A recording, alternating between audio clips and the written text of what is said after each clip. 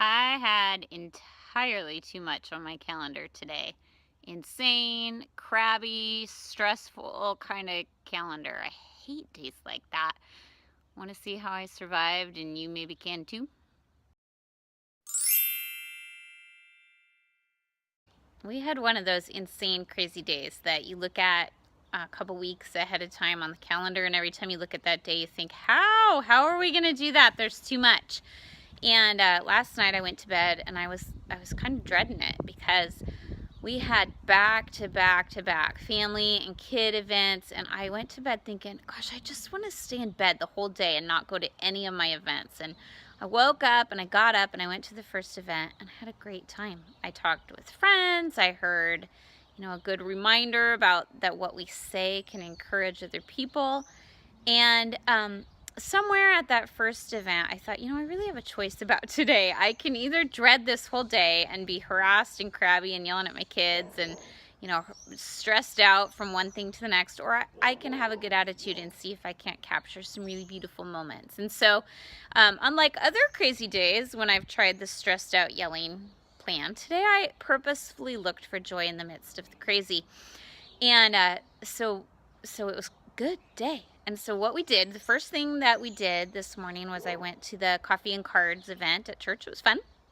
Then I came home and we packed up and we went to our fifth graders' very first band concert. And honestly, I was grinning the entire time. I was in band. I played the flute. She does too. And this band was better than my band. We were terrible. And Dylan's band did a good job. They were fifth grade.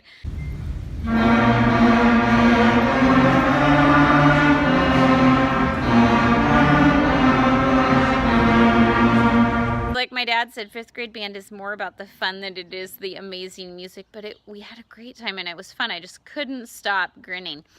And then we went from there to my 4-year-old's preschool carnival.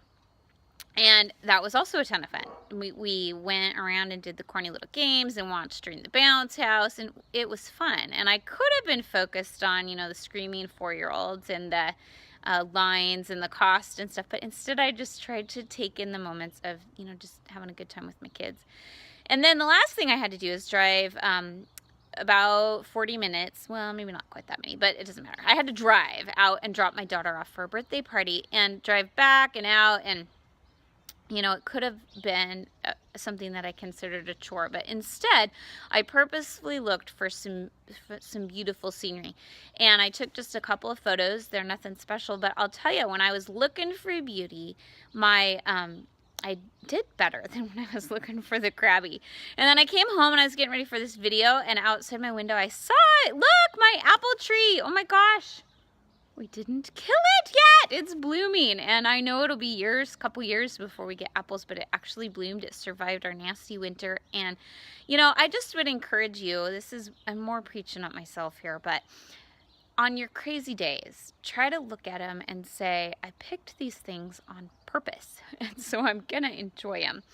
And if you didn't, then consider saying no to some stuff. And I've done that some lately too, and it's been a good balance to say, you know what, if I can't enjoy it and I'm too stressed and my kids are going too many directions that I can't put myself in the mind to enjoy these days, then I need to cut back, because the being together and the enjoying the kids and the watching is more important than the being able to tick off a to-do list.